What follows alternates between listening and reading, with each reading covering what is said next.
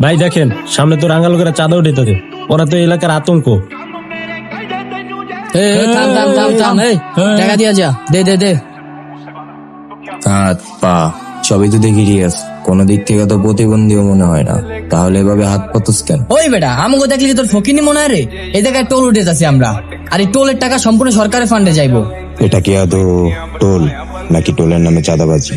তুই যদি এটাকে চাঁদাবাজি মনে করস তাহলে তোর এই মনে করে আমাদের কিচ্ছু যায় আসে না। কিন্তু আমার তো যায় আসে। ভাই ভাই ঝামেলা করে না ভাই, টাকা আমি দিতাছি। কত টাকা? 50 টাকা। তোরা ক্যাচাল করছস এই জন্য 100 টাকা রেখে দিলাম। কিরে তুই এখন এই জায়গায় কি করস? তোরা না যাইতে বলছে এই জায়গা থেকে?